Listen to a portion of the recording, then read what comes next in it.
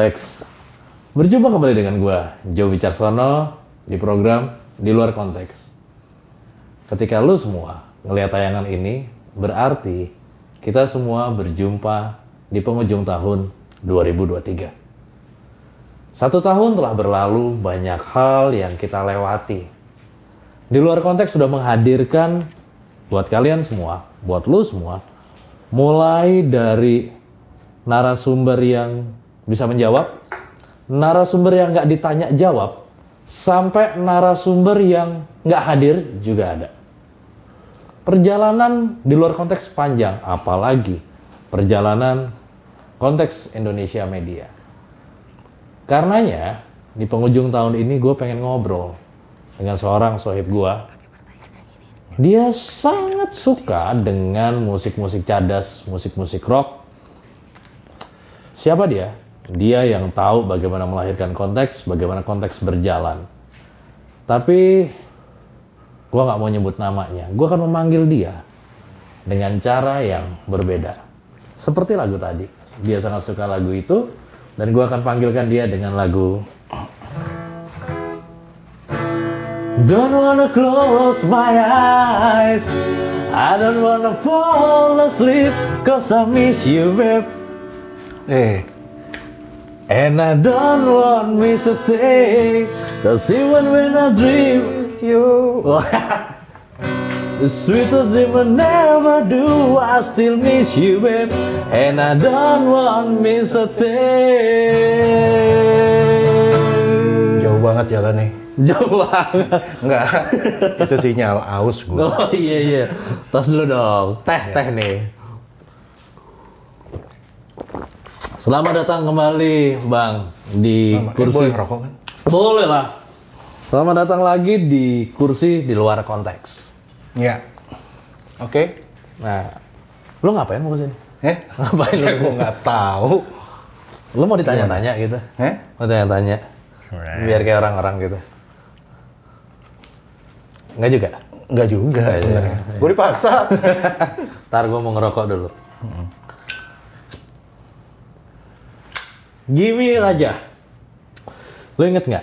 Kita mengawali konteks dulu, mengawali Di Luar Konteks itu berdua. Lu inget nggak? Iya, inget. Dan benar-benar di luar konteks itu sampai hari ini benar-benar di luar. Baik obrolannya sampai tempatnya di luar. Nggak ada pakem jurnalistiknya itu.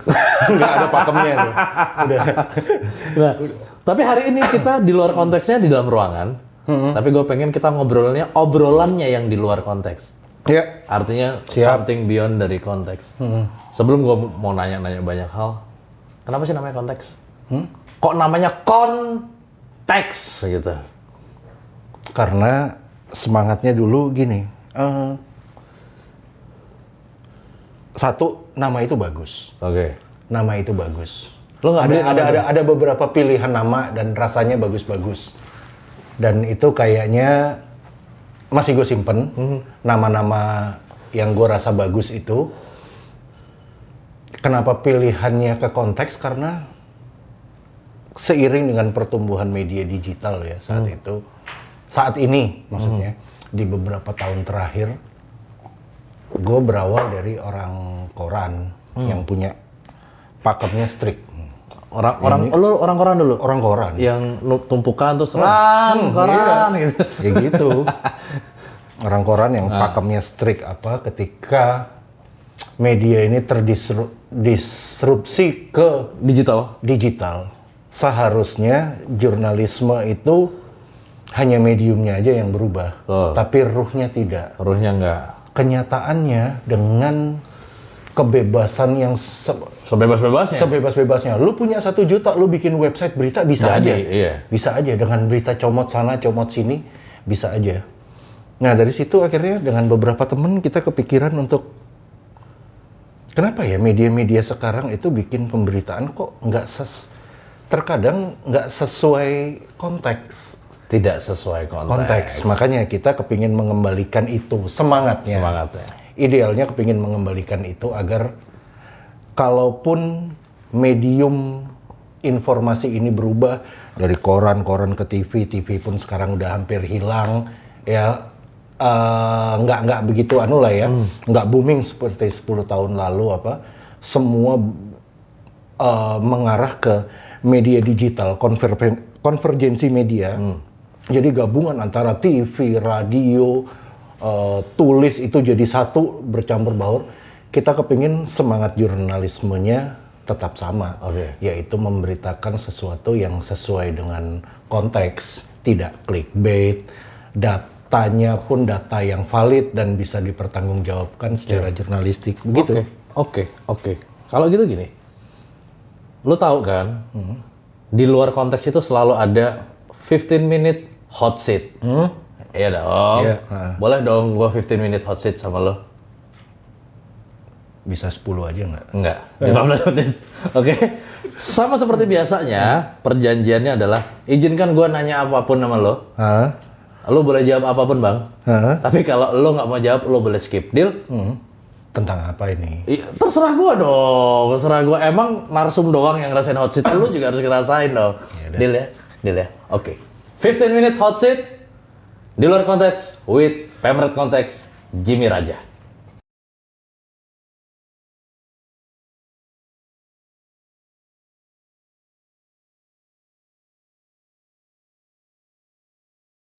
Oke, Bang, setahun terakhir, konteks berdiri, ngeliput banyak hal. Pernah terjadi serangan nggak sama konteks? Serangan konvensional maupun serangan digital? Kalau ada, pas kapan? Gimana serangannya? Wah, ini ngomongin dapur ya. Iya dong, ngomongin dapur. Ada lah, pernah lah. Nggak ada media yang bahkan media sekecil apapun pasti terkena serangan. Oke. Cuman pola serangan itu sekarang berubah. Kalau dulu intimidasi terhadap kebebasan pers. Dulu kan dibredel gitu. Jurnalistik ada bredel. Ada penyerangan atau intimidasi secara fisik. Oke. Sekarang? Karena ini era digital, kebanyakan serangan itu juga digital. Oke. Digital sehingga tidak ada intimidasi fisik terhadap media atau Awak medianya? awak media yang bersangkutan. Mungkin ada lah, masih 1-2 itu di daerah ya. Ya. Tapi kalau untuk Jakarta nggak ada. Itu serangannya digital ya, itu bentuknya misalnya kayak DDoS. Oke. DDoS. Di-hack gitu ya? Iya, DDoS. Ya, kasarannya kayak gini lah. Nggak diserang, tapi ada satu mesin tertentu yang ketika kita memberitakan sesuatu yang merugikan, meskipun itu fakta, merugikan salah satu pihak, kemudian terhadap berita itu muncul tiba-tiba jutaan, puluhan juta, bahkan sampai ratusan juta IP address yang masuk berbarengan, sehingga bikin mesinnya down. Nah itu paling gede pernah ngalamin pas beritain apa? Di Januari lah. Di Januari tahun Januari, ini? Beritain apa? Ketika beritain pembunuhan supir supir taksi online? Taksi online. Oke, olehnya oknum?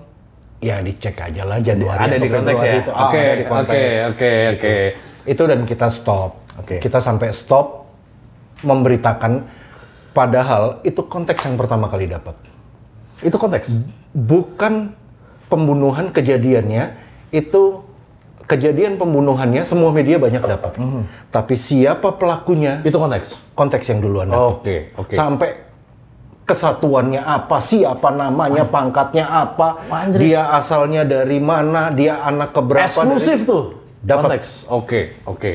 Cari ya berita tentang apa ya? Oke, gue masih ngomong soal digital nih Bang. Setahun terakhir, atau ketika lebih tepatnya, konflik di Gaza mulai naik, kayak konteks nggak terlalu banyak ngulik atau ngangkat berita tentang Gaza. Ada takut atau gimana?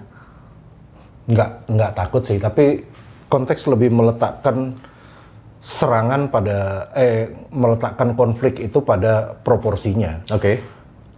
Artinya kita juga tidak kita membela kemanusiaan yang terjadi di Palestina, serangan-serangan terhadap warga sipil apa semua. Tapi kita juga memberitakan itu bijak gitu. Cukup bijak, cukup wise, yaitu apa asal muasal, bukan konflik lalunya ya, tapi konflik yang terjadi di 2023 ini. Kenapa awalnya siapa yang duluan menyerang, kita memberitakan itu.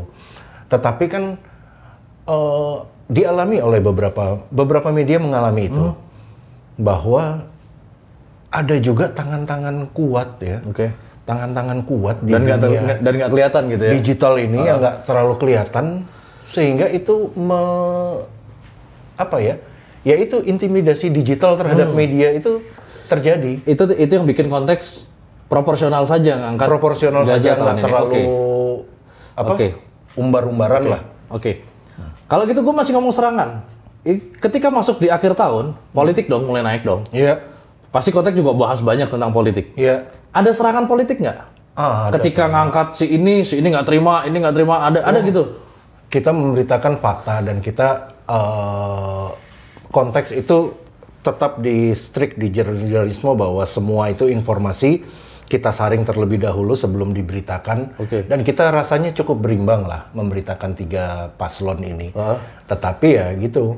Kita nggak tahu, kita bikin berita, tiba-tiba berita itu di WA grup itu tersebar ketika kita memberitakan yang negatif tentang calon A. Gitu.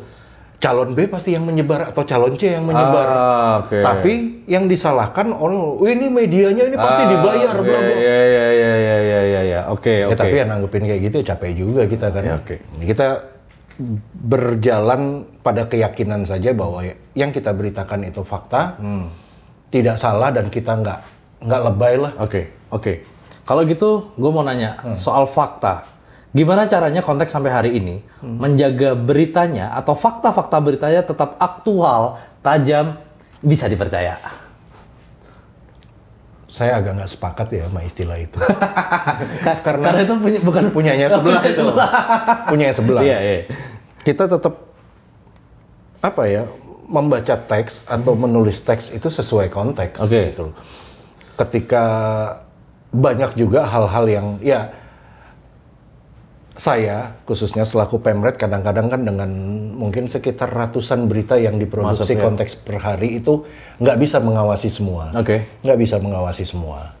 Tetapi QC tetap kita jalankan, kalaupun nggak ada saya, ada redaktur pelaksana, maskoting, apa semua. Dan perbaikan-perbaikan itu tetap selalu ada lubang-lubang. Selalu ada lubang. Ketika lubangnya itu fatal, begitu saya baca belakangan, oh ini fatal nih lubangnya. Saya tarik down atau direvisi beritanya. Sesuai dengan standar jurnalistik. Berarti QC dengan standar jurnalistik tetap dilakukan? Tetap diberlakukan. Jadi nggak sia-sia lu puluhan tahun di dunia jurnalistik ya Bang? Ya nggak juga, teman-teman juga puluhan tahun. Rata-rata yang di konteks editor-editor itu ya di atas 5, 6, 7 tahun. Bang, masih soal digital. Kok konteks kayaknya 3 bulan terakhir lebih flamboyan? Lebih flamboyan, lebih berwarna kayak gitu. Kenapa? Apa yang terjadi sama konteks? Enggak. Bukan kita mengikut arus ya, tapi kita coba memahami arus. Memahami arus dalam arti gini, boleh nggak gue ngomong bahwa anak muda sekarang itu banyak yang orang selalu bilang bahwa literasinya kurang. Tapi saya tetap percaya bahwa mereka itu selalu haus informasi. Ketika literasi atau bacaan itu kurang diminati, kita konteks mencoba untuk memfasilitasi itu dengan tayangan-tayangan audiovisual. Dengan cara dan gaya mereka? Seperti gini, di konteks ini lagi ada banyak mahasiswa magang. Mahasiswa magang. Di konteks itu ada yang khas, ada yang namanya konteks story. Ketika konteks story itu tulisan berbau sejarah, apapun itu yang bentuknya agak panjang, mungkin orang bosen, bacanya. Kami akhirnya, dituturkan. Lu coba deh, lu bikin apa? Ternyata anak-anak muda ini punya ide. Oh, anak-anak sekarang senengnya dibikin kayak podcast gitu. Dibikin kayak bercerita, bertutur, apa semua gitu. Ya kita akomodasi keinginan itu, bahkan kita anggap sebagai, loh ini bukan produk konteks loh, ini malah legacy dari teman-teman yang magang ini. Dan kami sangat berterima kasih. Ada juga berita-berita yang kadang-kadang juga singkat, berbau informasi, tetapi singkat. Ketika ditulis mungkin nggak banyak pembacanya, tetapi ketika tayangkan dalam bentuk audiovisual yang menyajikan pun teman-teman yang muda. Padahal infonya adalah misalnya Kayak ini loh infrastruktur 5 infrastruktur monumental di DKI dari masa ke masa. Kontekspedia tuh. Saya bilang monggo aja dan ternyata penontonnya banyak. Karena memang dengan cara dan gaya anak muda sekarang. Dengan gaya anak muda tanpa menghilangkan nilai informasinya ya. Oke. Masih soal anak muda. Kenapa konteks kemudian yang gue tahu dalam tahun ini itu menjalin juga MOU atau kerjasama dengan lembaga-lembaga pendidikan, kampus-kampus kayak gitu. Kenapa? Kan kalau menurut gue sih mending kerjasama sama klien-klien dan jelas datangin cuan, Bang. Hidup kan nggak sekedar uang aja. Iya. Tapi hidup perlu uang. Oh iya, perlu uang. Tapi nggak, karena ada juga begini. Dunia media ini kan nggak lepas juga dari jaringan. Dari jaringan. Kami juga mencoba untuk link and match dengan dunia kampus. Begitu. Dunia kampus memberikan teori dan segala macamnya. Kami membuka diri untuk teman-teman mahasiswa magang untuk praktek jurnalisme. Kalaupun nggak hebat, jurnalisme yang benar lah. Oke, jurnalisme yang benar. Dengan standar-standar jurnalistik yang terjaga, kami memberikan itu. Kan juga di pemerintah sekarang kan ada program MBKM. Merdeka Belajar Kampus Merdeka. Itu dihitung bagi kami juga, kami dapat tambahan darah gitu loh. Ketika kondisi redaksi kami, jumlah reporter, awaknya itu terbatas, tidak ideal apa semua, tambahan-tambahan darah ini bagi kami juga sangat menarik dan kami mencatat gini, minimal kalau kita nggak jadi media yang besar, gitu loh, kita menyiapkan anak-anak muda, anak-anak baru yang mungkin mau terjun ke jurnalistik, gitu loh, mengajarinya dengan pola-pola, cara-cara jurnalistik yang benar sehingga mereka nanti ketika mereka lulus mereka juga siap nanti masuk ke industri media yang benar. Lu dari tadi ngomong soal jurnalistik. Iya, karena lu udah puluhan tahun, kita tahu lu puluhan tahun di dunia jurnalis. Pertanyaan gua, emang jadi jurnalis, Bang, masih bisa buat ngempanin hidup? Pertanyaannya malah gue balik nih. Kalau gue malah nanya gini gimana? Kalau cuma sekedar hidup, bukan bertanya ya, artinya kalau hidup cuma sekedar hidup, monyet juga hidup, bos. Kalau makan cuma sekedar makan, monyet juga makan. Kalau kerja sekedar kerja, kebo juga kerja gitu loh. Tapi ya lebih dari itu kan, kalau kita manusia kan agak dalam dikit nih. Nggak, kalau kita manusia itu kan bagaimana hidup itu memberi nilai, memberi arti. Itu. Duit perlu. Duit perlu, tapi memiliki arti dan legacy. Dan nggak harus jadi jurnalis kok. Banyak jurnalis, jurnalis yang jadi Menkominfo pernah jadi jurnalis. Siapa? Duta besar apa jurnalis? Jurnalistik itu luas, membentuk daya pikir kritis. Dia tidak harus selalu menjadi jurnalis, tapi minimal dengan pernah menjadi jurnalis, dia akan punya satu jejaring yang luas. Dia akan terbiasa dengan cara berpikir kritis. Dia akan terbiasa dengan deadline yang setiap saat, entah pagi, siang, malam. Betul. Banyak yang bisa didapat. Sebelum berakhir, konteks pernah dapat somasi nggak sih, Bang? Pernah lah. Pernah? Iya. Disomasi sama siapa? Kalau nggak disomasi jangan jadi pers lah. Oh iya, nggak asik ya? Nggak asik. Itu waktu itu somasi sama siapa? Kalau tadi kan salah satu kampus. Kan lu beritain apa sih konteks sampai disomasi waktu itu? Ya, memberitakan bahwa kampus itu, yang ngomong itu mantan mahasiswanya sendiri. Langsung bahwa mereka itu merasa ditipu oleh kampusnya yang kampus bodong. Ketika kita diberitakan itu, lu nggak ngasih hak jawab, Bang? Lu nggak ngasih hak jawab? Ngasih hak jawab, tapi dia memberikan hak jawab sesuai dengan maunya dia. Dan seolah-olah menyalahkan kita. Nggak bisa, kalau gitu lu bawa aja ke Dewan Pers. Dan ketika dibawa ke Dewan Pers, dibawa ke Dewan Pers. Dan konteks memberikan jawaban yang sangat kronologis. Bahkan bukan cuman hari, jam dan menitnya kami sertakan semua dengan bukti-buktinya. Verbatimnya kasih semua. Dan ya Ya gitu-gitu aja ternyata. Gitu-gitu aja. Iya. Jadi nggak perlu takut ya? Ya nggak usah. Selama ngerjainnya dengan benar nggak usah takut. Selagi sesuai konteks gitu Iya, ya? selagi sesuai konteks. Ya. Bang, soal digital. Konteks kan adalah media pemberitaan digital. Dengan semua turunan di dalamnya, selain pemberitaan digital gitu ya. Iya. Kalau kita bicara digital, menurut lo ke depan, media digital kan banyak banget, Bang. Iya. Bagaimana kemudian persaingan dan peperangan antar media pemberitaan digital ke depan menurut lo? Di era sekarang ini ya malah persaingan untuk memperoleh Buruan lo jawabnya, udah mau habis. berita, liputan apa di lapangan, memperoleh berita pertama iya. Tetapi ada hal-hal tertentu. Era sekarang tidak hanya di jurnalistik, nggak cuma di jurnalistik, dimanapun itu sekarang eranya kolaborasi. Eranya kolaborasi. Kolaborasi. Bukan saling bersaing. Enggak bersaing. Saling Gitu loh. melengkapin. Gua kuat di A, media lu kuat di B, yuk kita bikin project liputan bareng apa semua. Kita berbagi beban, berbagi biaya, berbagi ini, kita hasilkan liputan yang bagus agar ruh jurnalisme tetap terjaga. Kolaborasi kuncinya. Iya. Oke. Jawab terakhir. Konteks di tahun politik kolaborasi dengan paslon nomor berapa ini, Bang? Nggak ada dong, nggak ada. Yakin. Yakin.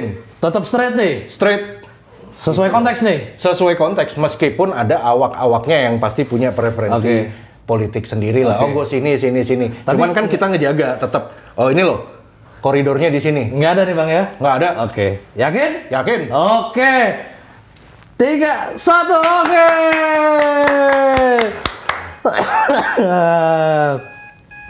Thank you, Bang. Tos dulu ah. Tos dulu, biar nggak selek. Oke. Gimana lu ngerasain 15 menit, Bang? Biasa aja. Biasa aja ya. Tapi lumayan ya. Lumayan ya. Lumayan haus.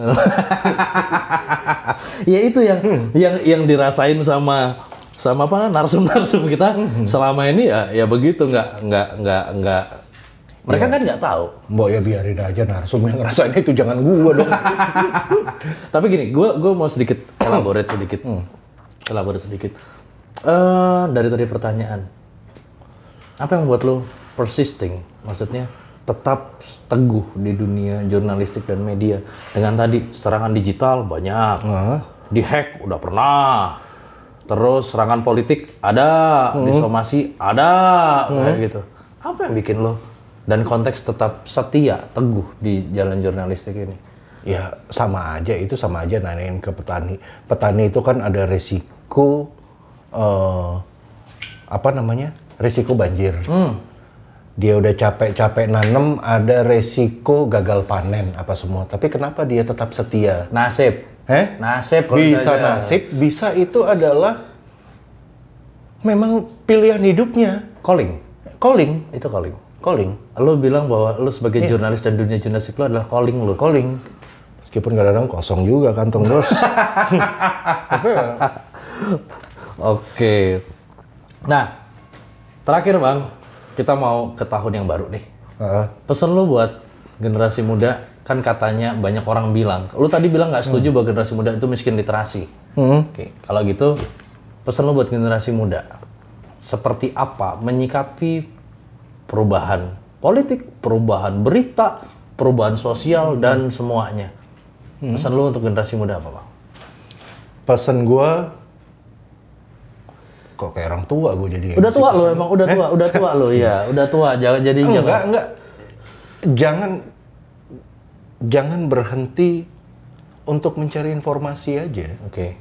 Jangan berhenti untuk mencari informasi karena gini, orang zaman dulu aja yang ketika dunia itu pergerakannya nggak secepat sekarang, itu butuh informasi untuk memperkaya dia, untuk memperkaya pemikirannya agar dia bisa menetapkan langkah mau kemana, strateginya seperti apa. Artinya kalaupun minim literasi seperti tulisan, informasi itu sekarang nggak hanya lewat tulisan kok, bisa dari mana saja.